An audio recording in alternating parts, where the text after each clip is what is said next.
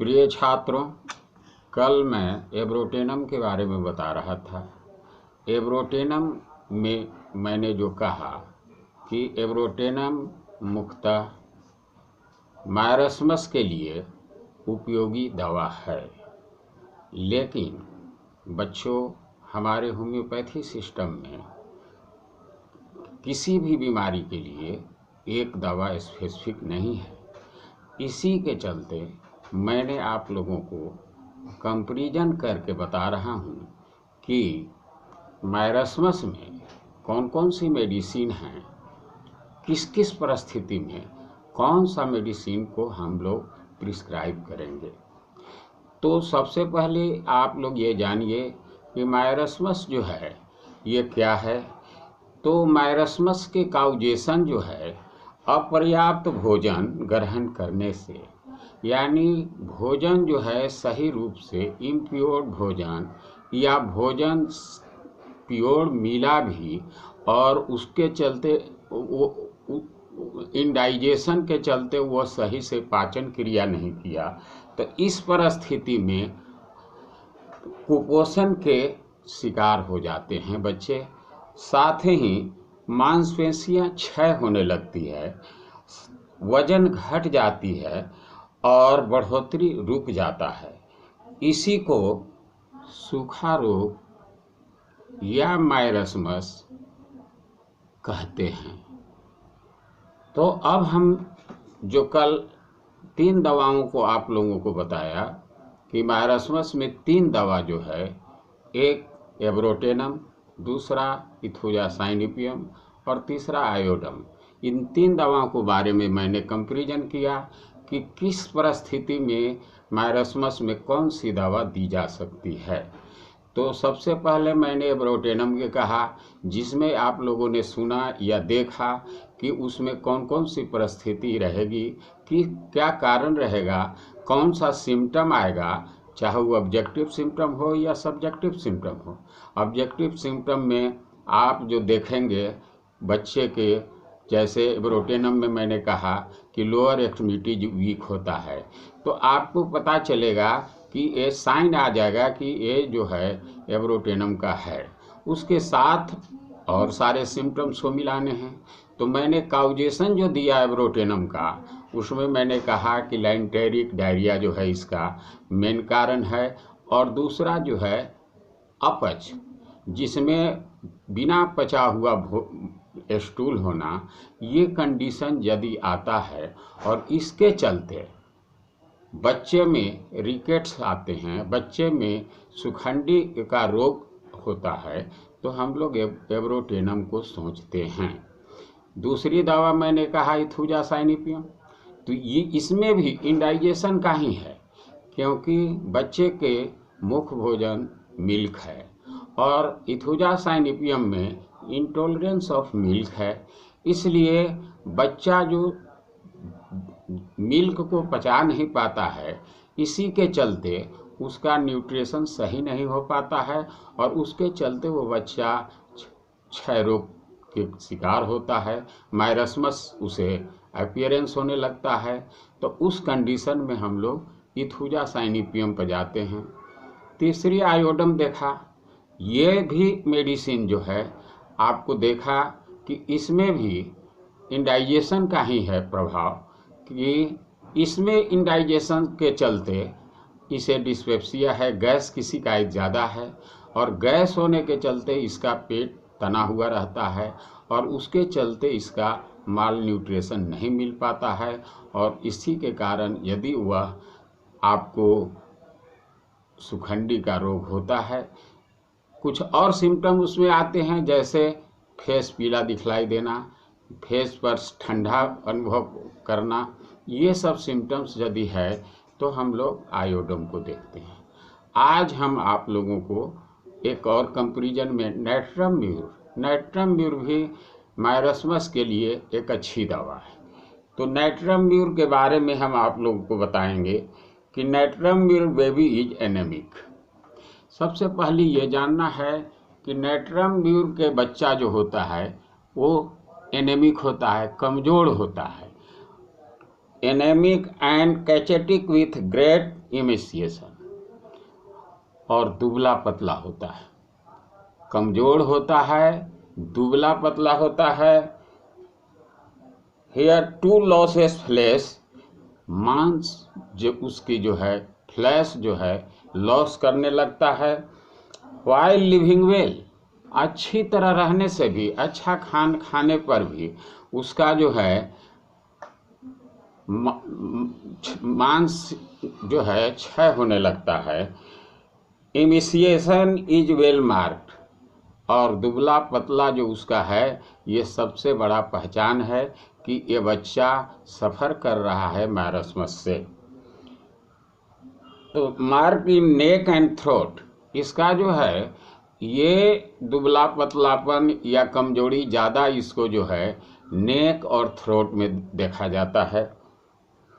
The baby क्रैव्स for salt, ये नेट्राव्यूर का prominent symptoms character है कि इसका बच्चा जो है साल्ट का बहुत ज़्यादा क्रैव है, ज़्यादा इच्छा है, साल्टी चीज़ डिजायर है, इसको साल्टी चीज़ ही ज़्यादा पसंद करता है, मीठा चीज़ पसंद नहीं करता, साल्टी डिजायर है।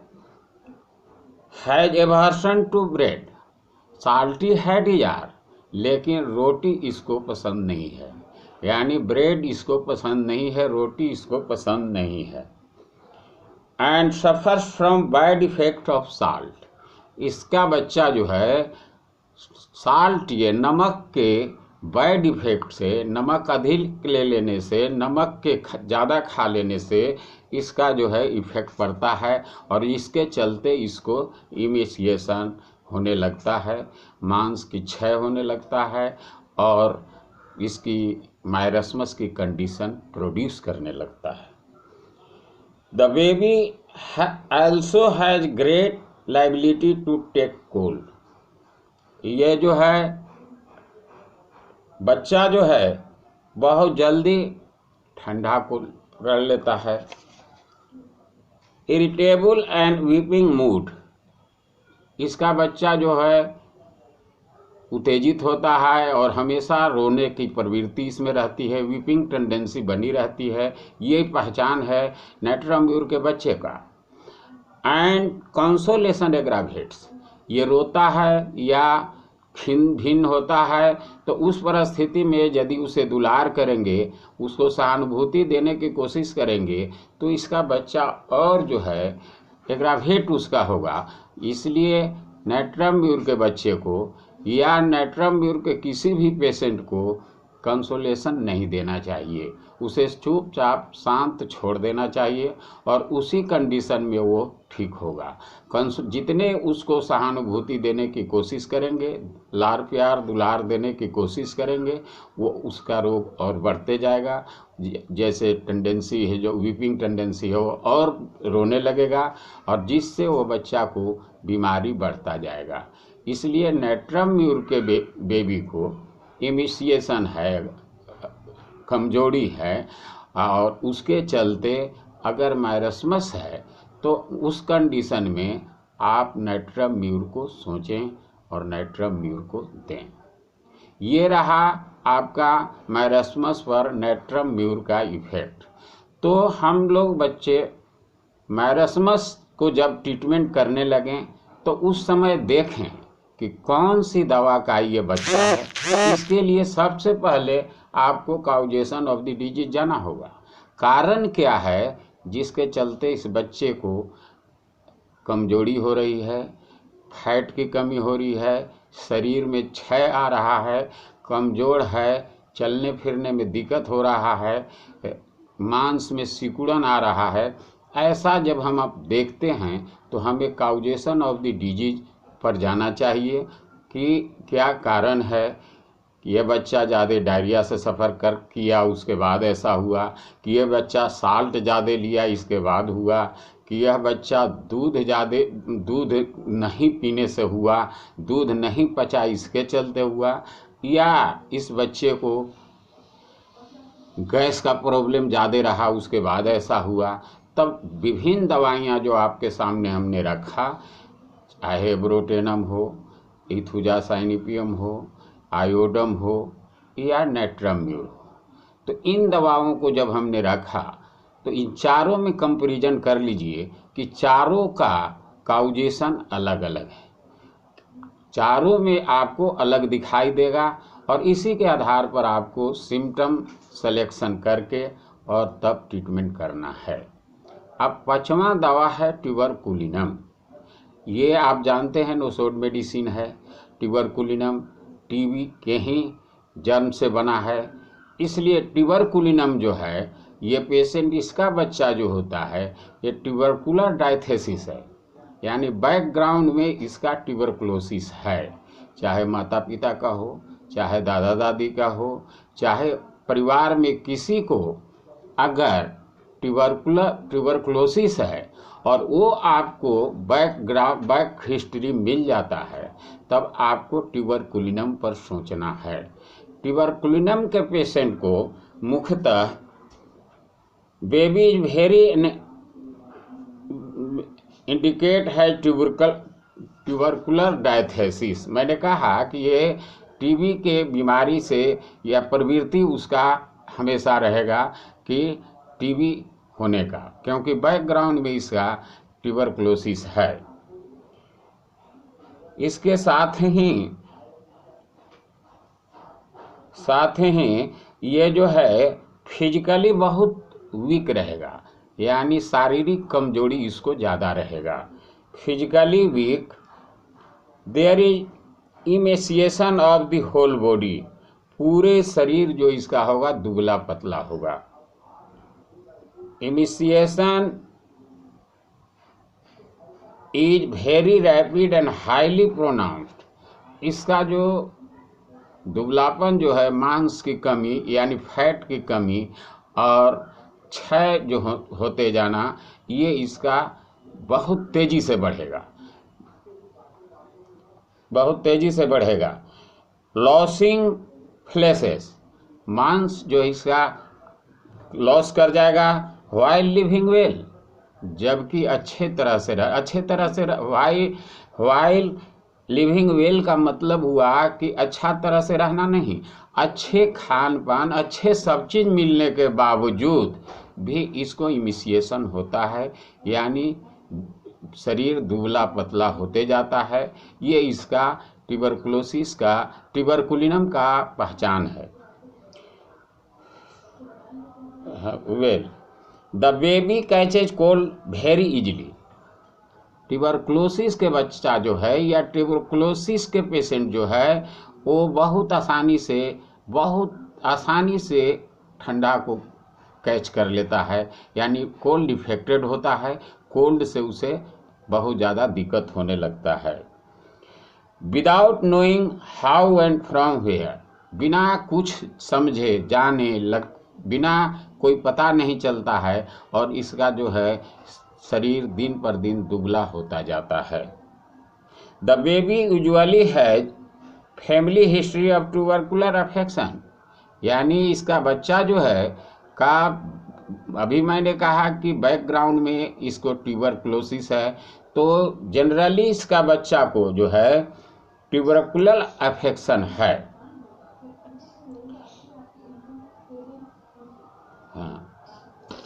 It suits when the best selected remedies. अब ट्यूबरकुलिनम का जो एक मेन कैरेक्टर है कि यदि इम्पोर्टेंस कहिए कि यदि वेल सेलेक्टेड रेमेडी आपका फेल कर रहा है, जहाँ पर आप सही ढंग से रेमेडी को according to totality of symptoms आपने रेमेडी को सही से सिलेक्शन कर लिया और उसके बावजूद भी वह दवा सही रूप से अगर फंक्शन नहीं कर रहा है, तो आपको ट्यूबरकुलिनम उस समय सोचना चाहिए।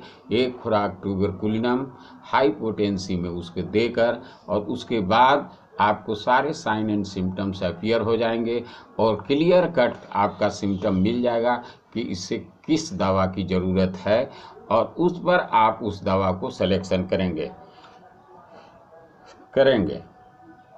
Selected remedies fail to relieve और परमानेंटली इम्प्रूव, यानी ठीक करने में और रिलीफ देने में, यानी फायदा करने में और परमानेंट क्योर करने में ये बाधक बनता है, उस परिस्थिति में ट्यूबरकुलिनम को हमें सोचने की आवश्यकता है। तो बच्चों, आज मैं 2 दवाओं का आपको कंपैरिजन किया, एक नाइट्राम्योर और दूसरा ट्यूबरकुलिनम। अब आगे जो है 2 दवा जो आगे और जो दवा है सल्फर है या कलकरिया फॉस है, तो आगे कल हम इसके बारे में बताएंगे।